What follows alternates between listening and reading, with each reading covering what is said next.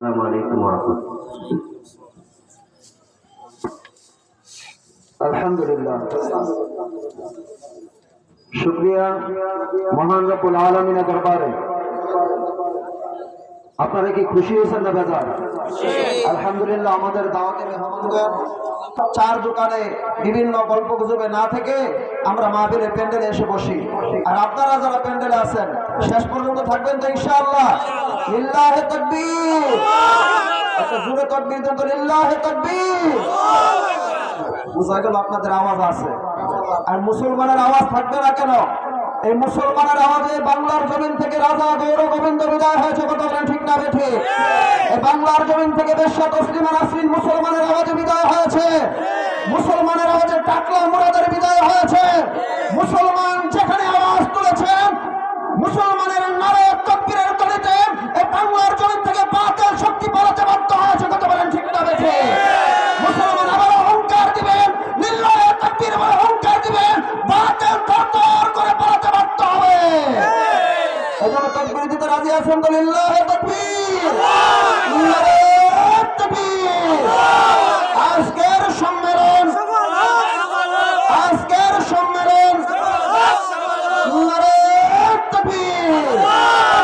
সম্মানিত উপস্থিতি, এই পর্যায়ে আপনাদের সামনে কোরআন ও হাদিসের আলোকে মূল্যবান তাকরীর পেশ করবেন বিশিষ্ট দায়ী ও গবেষক, বিশিষ্ট আলেমে দ্বীন হযরত মাওলানা মুফতি নাঈম কারিমি সাহেব দামাত বরকাতুহু।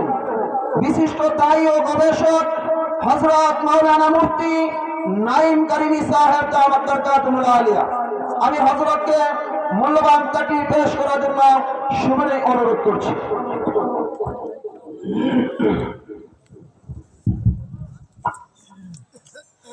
السلام عليكم ورحمة الله وبركاته. وعليكم السلام.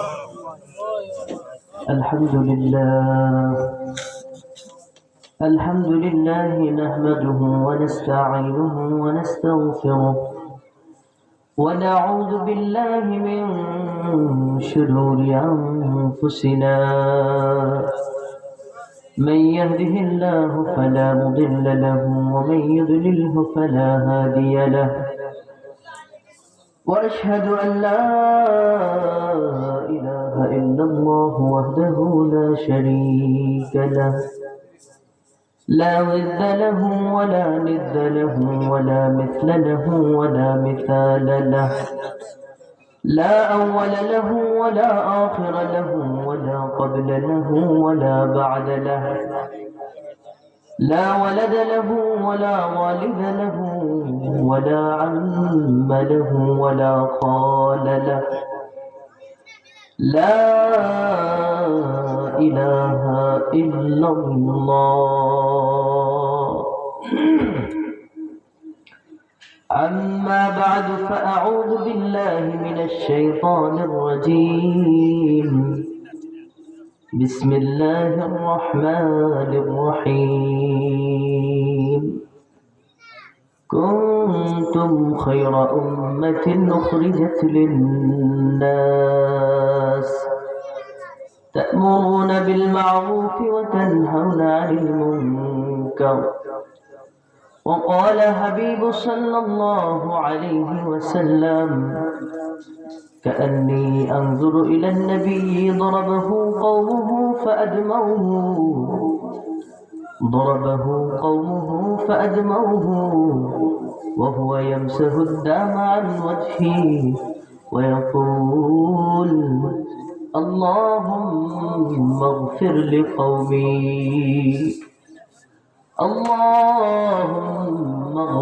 لقومي فإنهم لا يعلمون، أو كما قال عليه الصلاة والسلام. মুহতারাম হাজিরিন,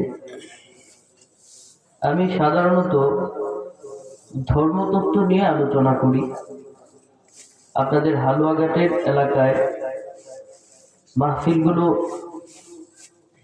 যে কোনো মূল্যে রাখার চেষ্টা করি, এজন্য কারণ আমার আলোচনা হচ্ছে মানুষের জন্য। হিন্দু, বৌদ্ধ, খ্রিস্টান, মুসলিম আমরা সবাই কি মানুষ। আপনি হিন্দু বলে আলাদা হতে পারেন, খ্রিস্টান বলে আলাদা হতে পারেন, বৌদ্ধ বলে আলাদা হতে পারেন, মুসলিম বলে আলাদা আরেকটা জাতি হয়ে যেতে পারেন, কিন্তু মানুষ এই জায়গা থেকে বের হওয়ার কোনো সুযোগ আছে বলেন? হিন্দু, বৌদ্ধ, খ্রিস্টান, মুসলিম সবাই মানুষ কিনা বলেন? সবাই মানুষ। মোহতারাম হাজিরিন, যেহেতু ধর্মতত্ত্ব বিষয়ে আলোচনা হবে, সেই হিসাবে প্রত্যেক ধর্মের ধর্মীয় গ্রন্থ থেকেই কিছুটা পাঠ করব। কোরআন থেকে তেলাওয়াত হয়েছে, আমরা এখন হিন্দুদের ধর্মীয় গ্রন্থ থেকে পড়ছি।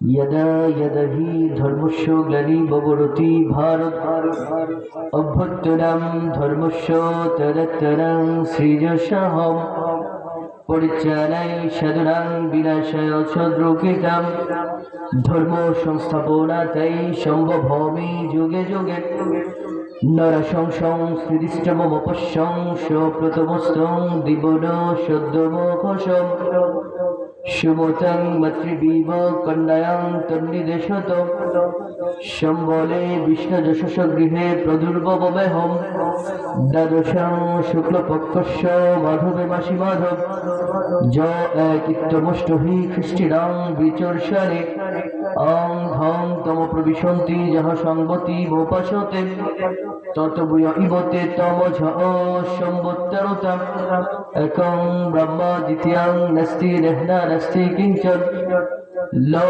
इलाहा हट्टि पापम इल इलाहा परम पादम जन्म वैकुंठ अपरिणति तजपि नमो मुहम्मद। খ্রিস্টানদের ধর্মীয় গ্রন্থ থেকে পড়া হচ্ছে। যিশু বলেন, হে বনি ইসরায়েলেরা শোনো, তোমাদের ঈশ্বর সদাপ্রভু এক। তোমরা তোমাদের সমস্ত মন, সমস্ত প্রাণ, সমস্ত অন্তর দিয়ে এক প্রভুকে প্রেম করিবে। মুহতারাম হাজিরিন, আপনাদের অনেকের মনে প্রশ্ন জাগতে পারে, হুজুর এটা হচ্ছে ধর্মীয় সভা, আপনি এখানে হিন্দুদের বেদ গীতা থেকে, বেদ গীতা, পুরাণ উপনিষদ, শ্রীমদ্ ভগবদ গীতা, মহাভারত এগুলো থেকে পড়লেন, এটা কি গুনাহ হবে না? আবার খ্রিস্টান ভাইদের বাইবেল থেকে পড়েছেন, আবার অনেকেই দেখেছেন, জিজ্ঞাসা করেছেন যে হুজুর আপনার কাছে বাইবেল কেন, আপনি কেন বাইবেল নিয়ে মাহফিলে এসেছেন? আপনারা যে বইটা দেখতে পাচ্ছেন এটা হচ্ছে বাইবেল। কি নাম এটা? বাইবেল। তাওরাত, জবুর, ইনজিল এগুলোর সমন্বয়ে একটা গ্রন্থ বাইবেল। এই বাইবেল কাদের ধর্মীয় গ্রন্থ? আপনাদের পার্শ্ববর্তী খ্রিস্টান ভাই বোন যারা আছেন তাদের ধর্মীয় গ্রন্থ। মুহতারাম হাজিরিন, আলোচনার শুরুতেই আমি বলেছি ধর্মতত্ত্ব নিয়ে যেহেতু কথা হবে, এই জন্য আমি প্রত্যেক ধর্ম থেকেই কিছুটা পড়ব। এরপরেও আলোচনার শুরুতে আপনাদের প্রশ্নের উত্তর অথবা মনে ফ্রাস্ট্রেশন দূর করার জন্য বলছি, আমি হিন্দু, বৌদ্ধ, খ্রিস্টানদের ধর্মীয় গ্রন্থ থেকে যে পড়েছি এটা গুনাহ হওয়ার কিছু না। কেন? ইকুর জন্য কথা বুঝতে কষ্ট হচ্ছে আপনাদের? কথা বুঝতে কষ্ট হচ্ছে? মুহতারাম হাজিরিন, আচ্ছা বলুন তো, ইংরেজি ভাষায় যদি আমি আমার মালিকের, আমার আল্লাহ, আমার সৃষ্টিকর্তার প্রশংসা করি তাহলে কি গুনাহ হবে? আরবি ভাষায়, ফার্সি ভাষায় গুনাহ হবে না। এক আল্লাহর কথা বলছি, এক রবের কথা বলছি, এক মালিকের কথা বলছি, যে ভাষাতেই বলি না কেন। আজকে আমাদের পার্শ্ববর্তী গারো ভাই যারা আছে তাদের ভাষায় তারা সৃষ্টিকর্তাকে ডাকবে, এতে তো গুনার কিছু নাই। কি বলেন, গুনাহ হবে? ঠিক তেমনি ভাবে বেদ, হিন্দু ভাইদের প্রধান ধর্মীয় গ্রন্থ। বেদ চার প্রকার: ঋগ্বেদ, সামবেদ, যজুর্বেদ, অথর্ববেদ।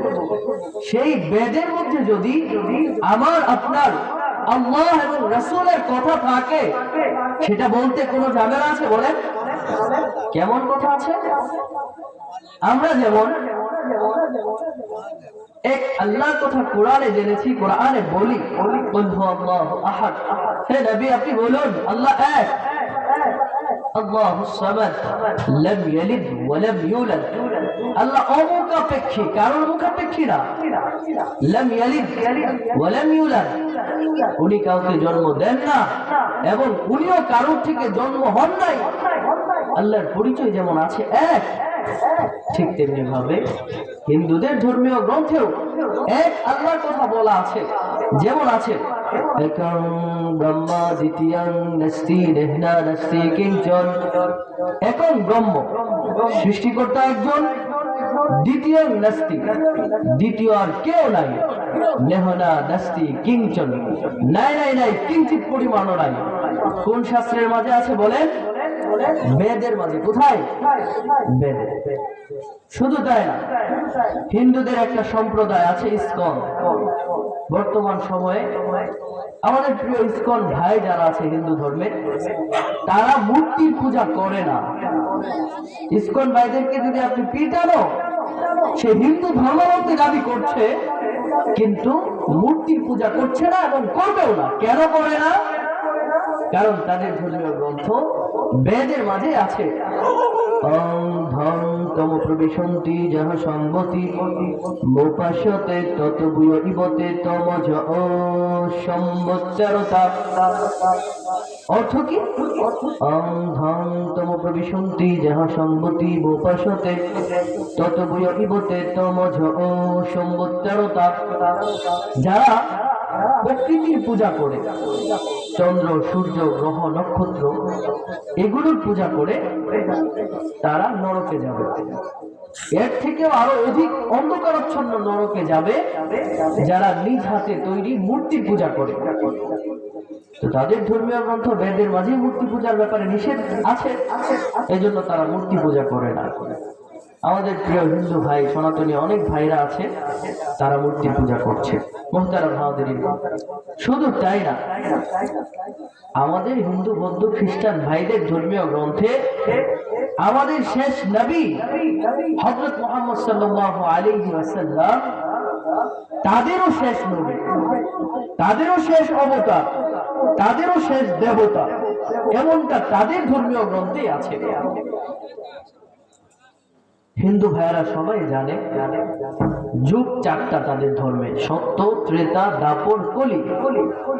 হিন্দু ভাইরা জানে যে এখন কলি যুগ চলতেছে এবং কলি যুগে একজন অবতার আসবে, সে হবে কল্কি অবতার। কল্কি অবতারের নাম হবে নরাশংস। হিন্দু ভাইরা এটা জানে, কিন্তু নরাশংস কে সেটা তাদের ধর্মীয় গ্রন্থে আছে। সাধারণ হিন্দু ভাইরা বুঝে না, মানতেও পারে না, কিন্তু যারা বুঝে তারা মানতেছে। আমরা ময়মনসিংহে আছি, অমুসলিমদের একটা মার্কাজ আছে আমাদের। যারা নতুন ইসলামের পথে আসে তাদের বরণ পোষণ, থাকা খাওয়া, শিক্ষা দীক্ষা এগুলোর ব্যবস্থাপনা আমরা করে থাকি। তো ইসলামের পথে আসছে কারা? যারা ধর্মীয় গ্রন্থগুলো পড়ে, ধর্মীয় বিধানগুলো মানার চেষ্টা করে। আমরা হিন্দু ভাইদেরকে কি বলি? ভাই আপনারা আপনাদের ধর্মীয় গ্রন্থটা পড়ুন, সে অনুযায়ী মানেন, আমাদের ইসলামকে মানতে হবে না। আমরা খ্রিস্টান ভাইদেরকে বলি, প্রিয় ভাই আমার, হাতে পায়ে ধরে বলি, আপনি আপনার ধর্ম বাইবেলটা কিন্তু দেখুন কি বলেছে। মুহতারাম হাজিরিন, হিন্দু ধর্মের যে মন্ত্রগুলো পড়েছি ওখানে আছে যুগ চারটা, সত্য, ত্রেতা, দাপর, কলি। কলি যুগে একজন শেষ অবতার আসবেন, কল্কি অবতার, তার নাম হবে নরাশংস। সেই নরাশংস কে আমি আপনাদের কাছে তার ব্যাখ্যা দিচ্ছি। এটাও আছে যুগে যুগে যখন অধর্ম ছড়ায় পড়বে, খুন খারাপি, রাহাজানি, মারামারি, চিন্তায় ছড়ায় পড়বে, তখন তাদের ধর্মের নতুন নতুন অবতাররা আসবে। শেষ অবতার হবে নরাশংস। কোন শ্লোকে বলা আছে?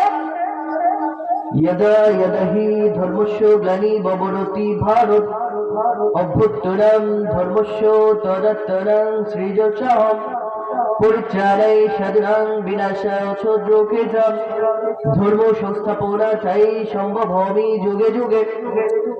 অর্থাৎ যুগে যুগে যখন ধর্মের মধ্যে অধর্ম আসবে, ধর্মের মধ্যে মারামারি, চিন্তায় কাটাকাটি, রাহাজানি, হানাহানি আসবে, তখন অবতার আসবে, আর শেষ অবতার হবে কল্কি অবতার। আপনাদের কষ্ট হচ্ছে? এই আলোচনাগুলো আমি করবো না, জাস্ট এটা বলার জন্য যে প্রিয় ভাই, আমি মানুষদের জন্য কথা বলবো। হিন্দু, বৌদ্ধ, খ্রিস্টান সবাই মানুষ। শুরুতে যে আমি মন্ত্রগুলো পড়েছি, এর মানে এটা না যে আমি পাপ করেছি, বরং আমার ধর্ম ইসলাম এটা কত বিশাল, এর বিশালত্ব কত বড় যে অন্যান্য ধর্মীয় গ্রন্থেও আমার নবীর ব্যাপারে বলা আছে, ইসলামের ব্যাপারে বলা আছে। আপনাদের কষ্ট হচ্ছে? আমাদের বসা একটু এলোমেলো মনে হচ্ছে। মুহতারাম হাজিরিন, আমরা নারায়ে তাকবীর বলে দাঁড়ায় যাবো ইনশাআল্লাহ। নারায়ে তাকবীর, জোরে দিয়ে আল্লাহু আকবার, নারায়ে তাকবীর, নারায়ে তাকবীর। পিছনের লোকদেরকে বসার সুযোগ করে দেই, সামনের দিকে চলে আসে ইনশাআল্লাহ। পিছনের ভাইদেরকে আমরা বসার সুযোগ করে দিব, জমে জমে বসে যাবো ইনশাআল্লাহ। সুন্দরভাবে বসা, এটাও একটা আদব। মুহতারাম হাজিরিন, নবী করিম সাল্লাল্লাহু আলাইহি ওয়াসাল্লাম মসজিদে নববীতে সিজদা দিয়া বাসায় এসেছেন। আম্মা জান আয়েশা সিদ্দিকা রাদিয়াল্লাহু তাআলা আনহা, মায়ের নবী, দয়ার নবী হযরত মুহাম্মদ সাল্লাল্লাহু আলাইহি ওয়াসাল্লামের কপাল থেকে কাদা মাটি পরিষ্কার করে দিয়েছেন। ভাই কথা বুঝতেছেন? নবী করিম সাল্লাল্লাহু আলাইহি ওয়াসাল্লাম মসজিদে নববীতে সিজদা দিয়া বাসায় এসেছেন। ওনার স্ত্রী আম্মা জান আয়েশা সিদ্দিকা রাদিয়াল্লাহু তাআলা আনহা, আল্লাহর রাসূলের যে চেহারাতে মশামাছি বসতো না, যার রক্তের ফোঁটা মাটিতে পড়তো না, সেই নবী করিম সাল্লাল্লাহু আলাইহি ওয়াসাল্লামের কপাল থেকে কাদা মাটি মুছা দিছে। বলেন তো কার্পেটে সেজদা দেওয়ার জন্য? বলেন এমনটা করছেন? মাটিতে সেজদা দিয়েছেন। আগের সময়ে তো এত বিলাসবহুল কার্পেট ছিল না, তো আমরা একটু গুছায় বসলাম, হয়তো আমাদের একটু কষ্ট হয়েছে। কার জন্য কষ্ট করেছি বলেন? আল্লাহর জন্য। কার জন্য? মালিকের জন্য কষ্ট করেছি। আমরা যে আজকে এখানে কয়েকজন কথা শুনতে এসেছি, মাশাআল্লাহ অনেক মানুষ। আজকে হুজুর বলতেছিলেন, বড় বোন মাদ্রাসার সম্মানিত পরিচালক সাহেব হাফিজাহুল্লাহ, যে এখনকার সময় এদিকের মাহফিলগুলোতে তেমন মানুষ হয় না। ভাই, জনসমুদ্র দিয়ে কি করবো আমরা বলেন? আল্লাহ তাআলা কি জনসমুদ্র দেখেন নাকি তাকওয়া দেখেন, পরহেজগারিতা দেখেন? মুহতারাম হাজিরিন, ভারতে একজন বড় ব্যক্তিত্ব, ভারতের এক বাদশাহ, নামটা মনে নাই, সেই বাদশাহ তার সিংহাসনের থেকেও অনেক উঁচু করে সিঁড়ি করে ওই সিঁড়ির উপরে একটা মসজিদ নির্মাণ করেছেন তৎকালীন সময়ে। আর অনেকদিন আগের কথা, ইতিহাসের মাঝে আপনারা খুঁজলেই পাবেন ঘটনাটা, বাস্তব। বাদশার এলাকার লোকজন জিজ্ঞেস করলো, রাজা মহোদয়, কি ব্যাপার, আপনার সিংহাসনের থেকে এত উঁচুতে সিঁড়ি তৈরি করে ওখানে মসজিদ তৈরি করছেন কেন? এটার তো প্রয়োজন ছিল না, উঠতেও কষ্ট, আবার খরচাও বেশি। বাদশাহ জবাব দিলেন যে আমি চাই নামাজি মুসল্লিদের জুতার ধুলিবালি গুলো আমার সিংহাসনের উপরে থাকবে। কথা বুঝতেছেন? বাদশাহ ছিল কিন্তু ধার্মিকতা ছিল, শুধু দুনিয়াদারিত্বের পিছনে পড়েছিলেন না। সুলতান মাহমুদ গজনবী রাহমাতুল্লাহি আলাইহি কত বড় বাদশাহ ছিলেন, কিন্তু পরকালীন দিক থেকে সফলতার জায়গা কেমন ছিল? আল্লাহর রাসূল, মায়ার নবী আল্লাহর রাসূলের সাথে স্বপ্ন যুগে সাক্ষাৎ করতেন এবং পরামর্শ দিতেন, সুলতান মাহমুদ গজনবী, তুমি এইভাবে রাষ্ট্র পরিচালনা করবা। বাদশাহ, এখন তো বাদশাহ বলতে গেলেই বলতে হয় দুনিয়াদার, কিন্তু ওনারা রাজাও ছিলেন, আবার পরকালীন সফলতাও ছিল ব্যাপক। মুহতারাম হাজিরিন, যেই কথাটা বলতেছিলাম, আমার কথা যাবে আবার আসবে, খেয়াল করতে হবে। তো ওই বাদশাহ তার সিংহাসনের থেকে উঁচুতে মসজিদ নির্মাণ করেছেন। কেন? কারণ যেন দুনিয়ার নামাজি মুসল্লিদের পায়ের ধুলিবালিগুলো তার সিংহাসনের উপরে থাকে, পায়ের জুতাগুলো যেন সিংহাসনের উপরে থাকে, মুসল্লিদের জুতার নিচে তার সিংহাসন থাকবে, যেন অহংকার তৈরি হয়ে না যায়। এটাও বলা উদ্দেশ্য না, বলা উদ্দেশ্য হলো তখনকার সময়ের এক বড় আলেম, বুজুর্গ, আলেমে দ্বীন, উনি আসবেন ওই মসজিদে, ওই জায়গায় বসে আলোচনা করবেন। দূর দূরান্ত থেকে অনেক লোকের ভিড়। আজকে এখানে মামুন হক সাহেব হাফিজাহুল্লাহ আসলে কেমন মানুষ হইতো মনে করেন? হ্যাঁ, আসতো না? আবার দুনিয়ার দিকে যদি চিন্তা করা যায়, 2-3টা মেয়ে যদি কোনো সাইডে একটা নাচের একটা আসর হইতো, কি মনে করেন? কেন আপনার মাইকিং করা লাগতো, চিল্লাচিল্লি করা লাগতো, এত পোস্টার, হ্যাম্বিল, লিফলেট এই সেই প্রয়োজন ছিল? আরে ভাই, মেয়ের কথা বাদ দেন, 2টা হিজড়াও যদি নাচতো তবুও মানুষের অভাব ছিল না, অভাব ছিল? আরে ভাই, মানুষ আমরা কবে বুঝবো বলেন? তো যাই হোক, ওখানে এক বড় বুজুর্গ ব্যক্তি আলোচনা করবেন। দূর দূরান্ত থেকে, তখন তো তাকওয়া পরহেজগারিতা ছিল, মানুষের ভিড় ছিল বেশি, দিনদারিত্ব ছিল বেশি, লোকজন আসছেন, বুজুর্গ ব্যক্তি এসেছেন, আলোচনাও করেছেন। উনি আলোচনা করে যখন নেমে যাচ্ছেন, তখন ওই সিঁড়ির মাঝখানে এক মুরব্বী লোকের সাথে দেখা।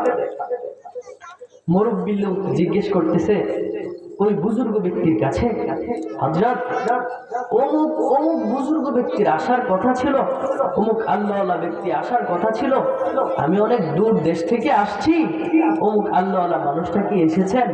আমি ওনার কিছু কথা শুনতে এসেছিলাম। কার সাথে বলতেছে? যে আলোচনা করে নামতেছে তার কথাই তার সাথে বলতেছে। কথা বুঝতেছেন? ওই আল্লাহওয়ালা বুজুর্গ ব্যক্তি ওনারে মসজিদের উপরে নিয়ে গেলেন ধইরা, যে মুরব্বী আসেন, কথা শুনতে এসেছেন।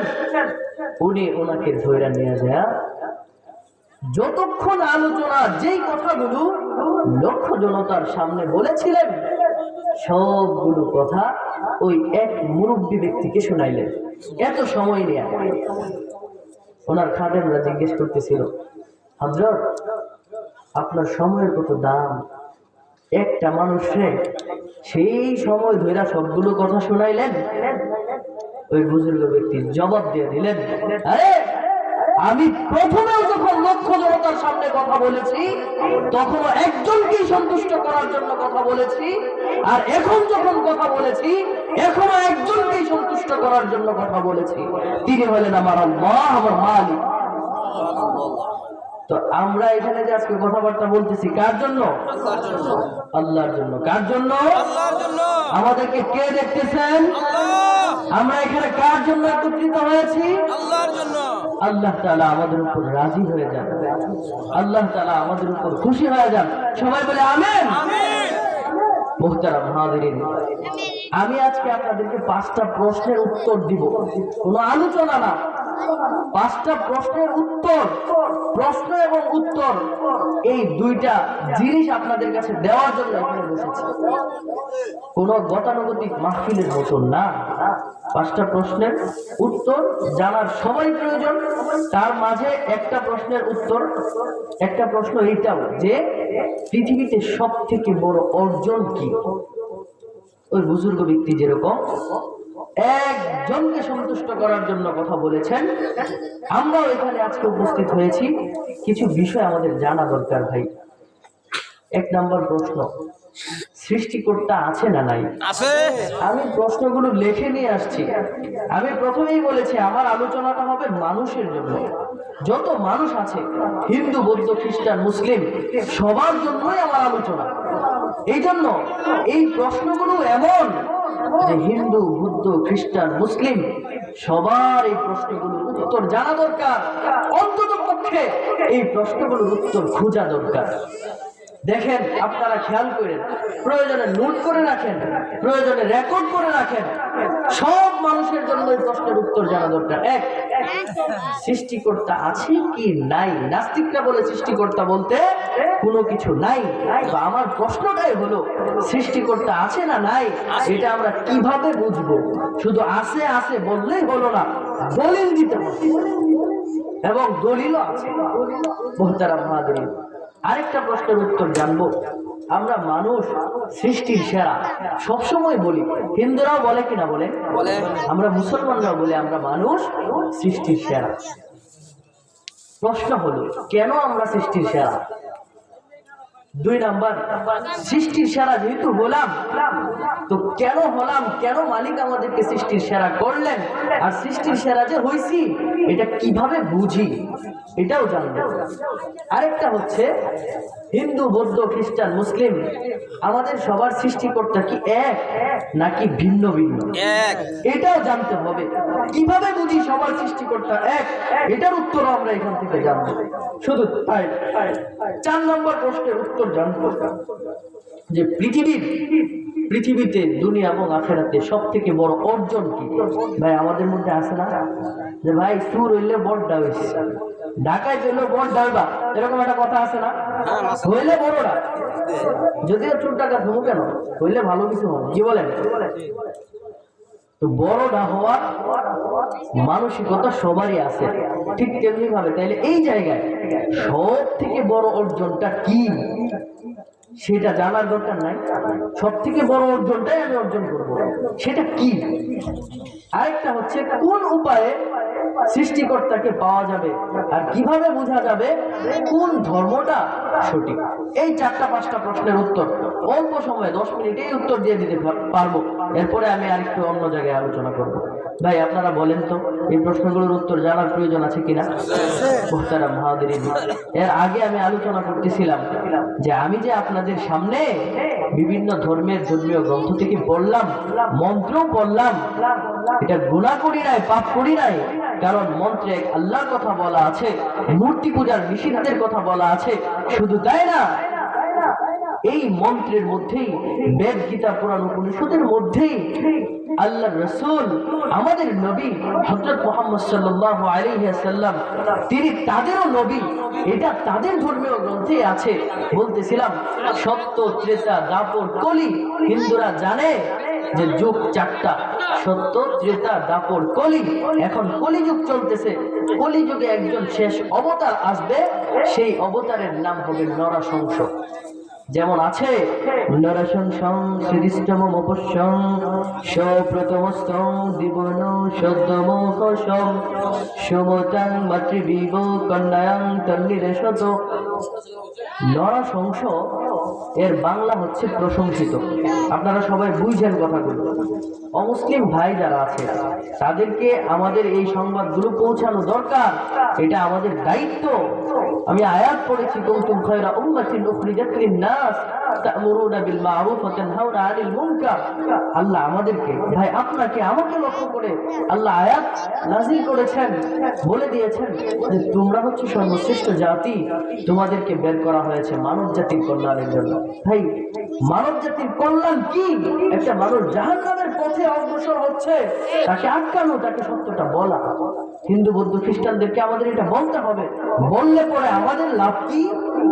আমাদের লাভ হলো, মান আসলামা আলা ইয়াদাইহি রাজুলুন ওয়াজাবাত লাহুল জান্নাহ। আব্দুল্লাহ তো আল্লাহর বান্দা, মালিকের বান্দা। তাহলে এই দিক থেকেও মিলা গেল, বাবার নাম মিলা গেল। তার মায়ের নাম কি হবে? মায়ের নাম হবে সুমতি।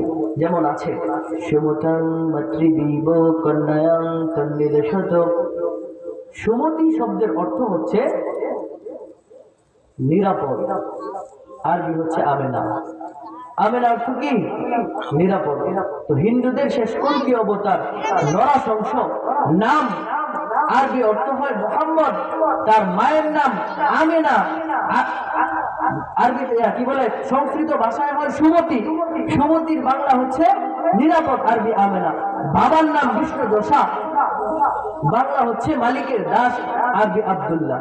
নিজের নাম, মায়ের নাম, বাবার নাম মিলে গেল। কোন জায়গায় আসবে? সম্বলে বিষ্ণু যশস্ব গৃহে প্রদুর্ভব মেহম।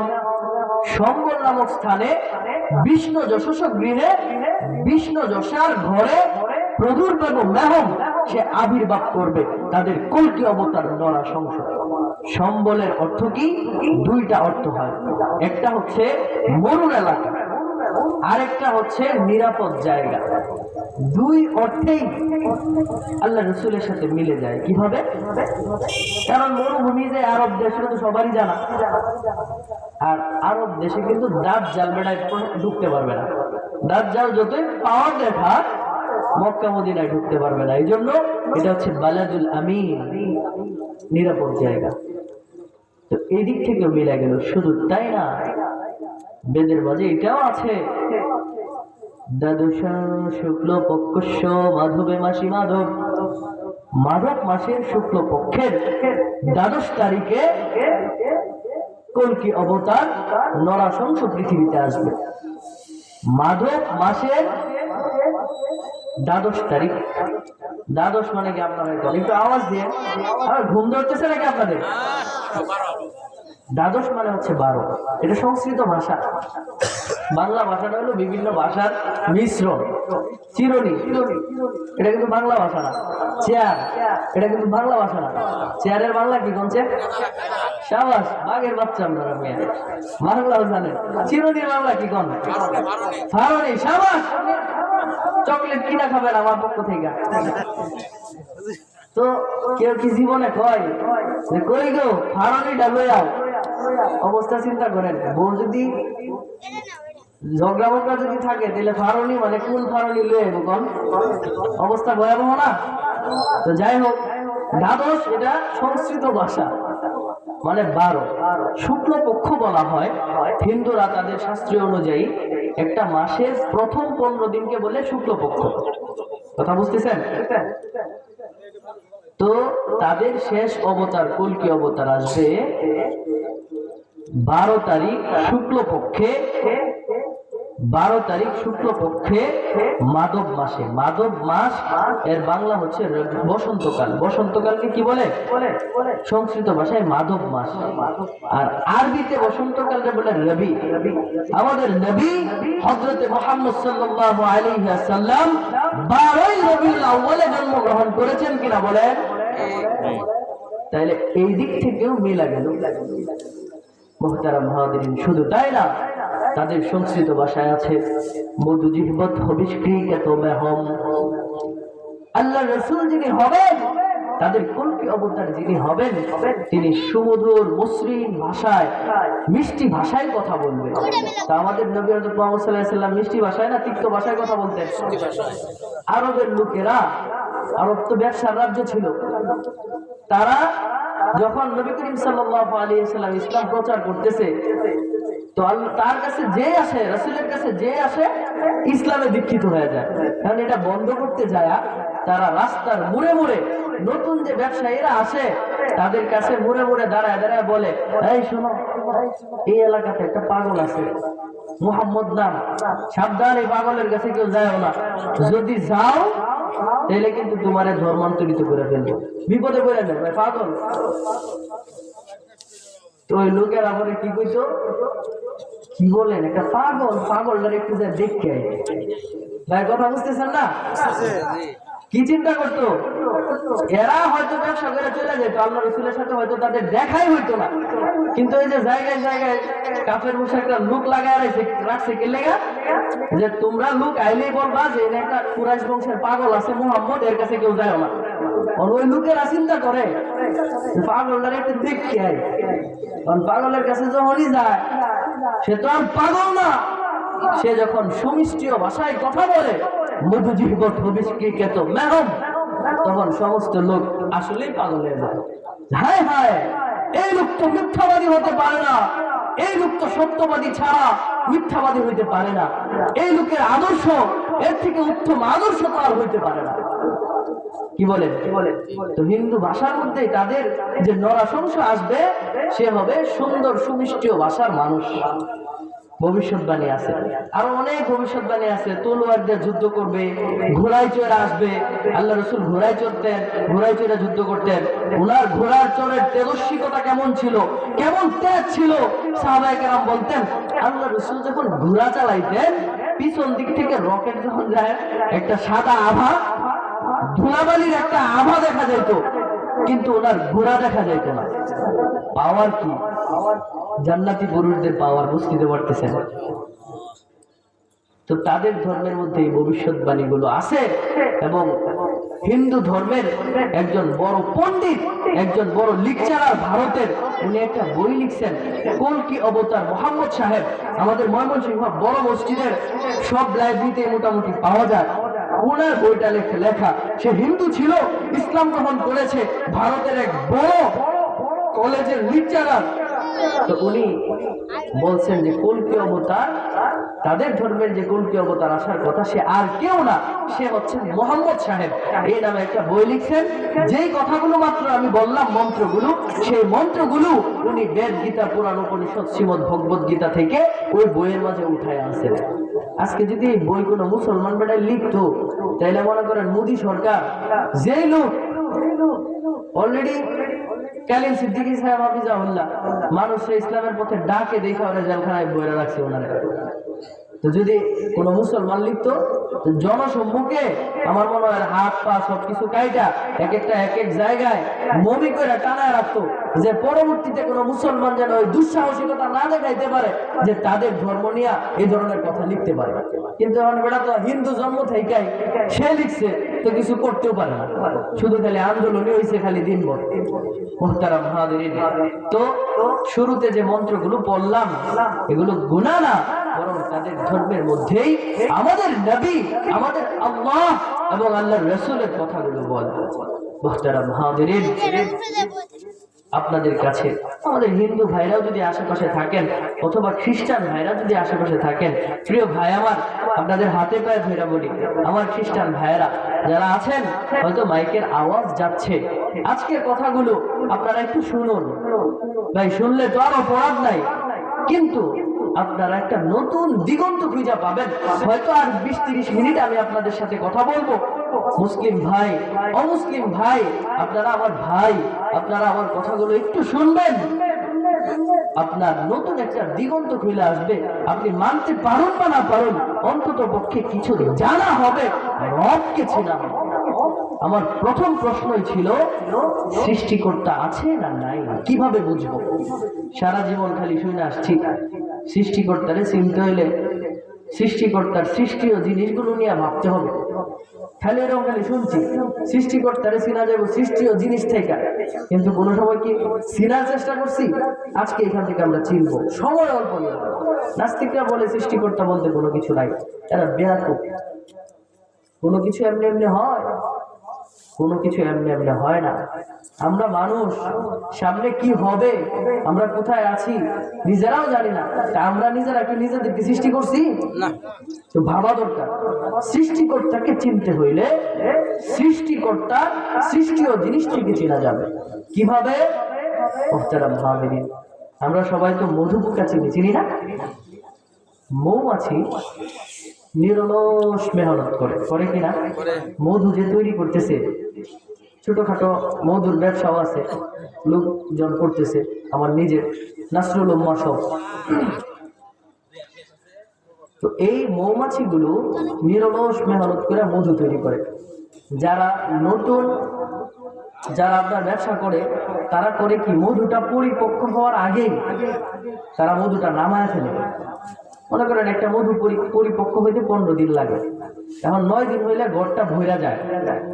মধুর যে চারটা আছে, চারটা ভইরা যায় 9 দিন 10 দিনে, আর 5 দিন লাগে এটা পরিপক্ক হইতে। তো যারা ব্যবসায়ী তারা করে কি, এই মধুটা যেহেতু ঘর ভরে গেছে তাড়াতাড়ি নামায় ফেলে। কেন নামায় ফেলে? ঘর যদি খালি থাকে, এই অবস্থাটা যদি মৌমাছি দেখে, তাহলে মৌমাছির মাথা নষ্ট, দ্রুত কাজ করবো, হাই হাই আমার ঘর খালি। মালিকরা এগুলো করে, এজন্য খাঁটি ও পরিপক্ক মধু দেখে কিনতে হয়। আচ্ছা যাই হোক, ওটাকে এক গ্রেডের মধু বলে। এখন এই যে মৌমাছি নিরলস মেহনত করতেছে, সে কি মধুর গুণগত মান জানে? এই মধু খাইলে পরে কোন কোন অসুস্থতা ভালো হয়ে যাবে এগুলো কি সে জানে? জানে না। সে যে জিনিসটা তৈরি করতেছে ওই জিনিসটার গুণগত মানই সে জানে না। কোনোদিন বাজারে নিয়ে আইসা উঠছেও না যে আমার মধু এক গ্রেডের মধু যদি তোমরা কিনতে চাও তাহলে 1000 টাকা কেজি দেওয়া লাগবে। তো সে জানে না এটার গুণগত মান কি, কিন্তু সে এটা তৈরি করতেছে। তার মানে এই ক্ষুদ্র প্রাণীটা সে তার নিজের ইশারায় চলতেছে না, তার পিছনে আরেকজন তারে খাটাইতেছে। যে খাটাচ্ছেন তিনি হচ্ছেন আমাদের মালিক, আমাদের সৃষ্টিকর্তা। মুহতারাম হাজিরিন, শুধু তাই না, একটা ঝিনুক সে এত দামি মতি মুক্তা দিচ্ছে, সে জানেও না এই মুক্তটার দাম কত, এটার বাজার মূল্য কত, কিন্তু সে তৈরি করছে। যে জিনিসটা সে তৈরি করছে সেটার গুণগত মান জানে না, বাজার দর জানে না। তার মানে এটা তৈরির পিছনে তার ইঞ্জিনিয়ার সে না, ইঞ্জিনিয়ার অন্য কেউ, সে কামলা। গরু দুধ দিচ্ছে, এই স্বচ্ছ দুধটার মানে সে জানে না, উপকারিতা সে জানে না। এরকম হাঁস, মুরগি, কবুতর ডিম দিচ্ছে, ডিমের উপকারিতা সে জানে না। এটা তৈরির পিছনে ভিতরে কোনো কাজও তার নাই। তার মানে যে তৈরির পিছনে কাজ করছেন তিনি মালিক, তিনি সৃষ্টিকর্তা, তিনি ক্রিয়েটর। আপনি বলবেন হুজুর হাঁস মুরগি আর গরু ছাগলের ইচ্ছা বাদ দেন, হেরা হয়তো বুঝে না, হেরা হয়তো বুঝাই করে। আপনি বলতে পারেন যে তারা হয়তো বুঝে এগুলো করতেছে। তাইলে যদি আপনি তাদের কথা না মানেন, নাস্তিকদের মতো কথার কথা, তাহলে আপনি আপনার দিকে খেয়াল করেন। আপনি তো বুঝেন, আপনি তো কথা বলতে পারেন, আমরা তো কথা বলতে পারি। আপনার জন্মের পিছনে, আমার জন্মের পিছনে আমার বাবা মায়ের কোনো হাত ছিল? কোন বাবা জানতো, কোন মা জানতো যে তার গর্ভে সন্তানটা ছেলে হবে না মেয়ে হবে? বলেন, জানতো? কত মানুষ 14 বছর 20 বছর বিয়ে হয়ে গেছে, সন্তান হয় না, কেন? তার হাত আছে না। মায়ের পেটে রিজিক বাচ্চার জন্য কোন সন্তান দিয়ে আসে, কোন বাবা দিয়ে আসে? নানা নানুরা পাঠায়? ঈদে পরবে খাবার দাবার পাঠায় না। তাহলে পেটের ভিতরে রিজিক দিচ্ছে কে? আমার জন্মের সাথে সাথে আমার মায়ের স্তনে দুধ চলে এসেছে, আমার জন্য উপযুক্ত খাবার চলে এসেছে। সেই খাবার কে দিচ্ছে? যিনি দিচ্ছেন তিনি আমার মালিক। এখানে কি আমাদের কারোর হাত আছে? বলেন না। সুতরাং এই সৃষ্টি জগৎ নিয়ে চিন্তা করলে স্রষ্টাকে পাওয়া যাবে। শুধু তাই না, ইব্রাহিম আলাইহিস সালাতু ওয়াস সালাম, প্রিয় হিন্দু ভাইরা আমার, প্রিয় খ্রিস্টান ভাইরা আমার, আপনাদেরও এরকম চিন্তা করা দরকার। আপনাদেরকে আল্লাহ তাআলা বিবেক দিয়েছেন। আল্লাহ তাআলা না বললাম, সৃষ্টিকর্তা বলি, সৃষ্টিকর্তা আপনাদেরকে বিবেক দিয়েছেন, আমাদেরকে বিবেক দিয়েছেন। ইব্রাহিম আলাইহিস সালাম আমাদের একজন নবী। উনি ওনার সৃষ্টিকর্তাকে খুঁজতেন যে আমাকে কে বানাইলো। আকাশে যখন চাঁদ দেখতেন বলতেন এটাই মনে হয় আমার সৃষ্টিকর্তা। রাতের আধারে চাঁদের আলো সমস্ত পৃথিবীকে যখন চাঁদ আলোকিত করে ফেলছে, ইব্রাহিম আলাইহিস সালাম বলতেন এটাই মনে হয় আমার সৃষ্টিকর্তা। কিন্তু এটা যখন শেষ হয়ে যেত, সকালে সূর্য উঠতো, দেখা মনে করতেন এইটা মনে হয় আমার সৃষ্টিকর্তা, হাযা আকবার, এটা বড়, এটা মনে হয় আমার সৃষ্টিকর্তা। এটাও যখন ডুবে যাইতো আরেকটা আসতো, এভাবে মিল করতেছে না। তখন উনি কি বললেন? মাথা খাটায় কি বললেন? যে আসমান, জমিন, চাঁদ, চন্দ্র, গ্রহ, নক্ষত্র, খাল, বিল সমস্ত কিছু যিনি সৃষ্টি করেছেন তিনি আল্লাহ। এই জায়গায় কি ভুল হওয়ার সম্ভাবনা আছে? সমস্ত কিছু আমি সহ যা বানাইছে, যে বানাইছে সেই আল্লাহ। তাহলে কি ধরা খাওয়ার কোনো সম্ভাবনা আছে এই চিন্তা করলে? না। মুহতারাম হাজিরিন, সৃষ্টিকর্তা যে আছে এইটা সামথিং নাথিং উপমা দিলাম আপনাদের কাছে, অল্প উপমা। এরকম প্রত্যেকটা বিষয় নিয়ে আপনি চিন্তা করলে আপনি বুঝবেন অবশ্যই সৃষ্টিকর্তা আছে। এটা ছোট্ট কাঁঠাল পাতা, এত সুন্দর কালো সবুজ সাদা সবুজ হয়ে বড় হচ্ছে, হঠাৎ করে তার মাঝে লাল আভা, লাল থেকে শুকনো, শুকনো থেকে মাটিতে, এই যে অবস্থাগুলো কে করছে? গাছের ক্ষমতা নাই। এ থেকে বোঝা যায় সৃষ্টিকর্তা আছে। 2 নম্বর প্রশ্ন, ভাই সৃষ্টিকর্তা যে আছে আমরা বুঝতে পারছি তো? যারা ধর্মে বিশ্বাসী, হিন্দু বৌদ্ধ খ্রিস্টান মুসলিম সবাই এটা মানে সৃষ্টিকর্তা আছে। কিভাবে বুঝি সেটাও বুঝাই দিলাম। এখানে কি হিন্দু বৌদ্ধ খ্রিস্টান ভাইদের সাথে আমাদের অমিল আছে? মাখলুকাত আল্লাহ তাআলা বানালেন কেন? কোরআনের পরিভাষায় লিনাবলুয়াকুম আইয়ুকুম আহসানু আমালা, আল্লাহ তাআলা পরীক্ষা করতে চান আমলের দিক থেকে কে শ্রেষ্ঠ, আমলের দিক থেকে কে শ্রেষ্ঠ, এটা আল্লাহ পরীক্ষা করতে চান। এই জন্য আল্লাহ তাআলা আমাদেরকে কি বানিয়েছেন?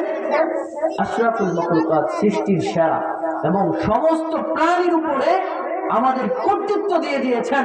আমরা মানুষ বড় বড় হাতিদেরকেও নিয়ন্ত্রণ করতে পারি, ভাগ্যবান লোকদেরকে পর্যন্ত আমরা নিয়ন্ত্রণ করতে পারি, যদিও তারা অনেক বড় শক্তিধর, শক্তিশালী। মুহতারাম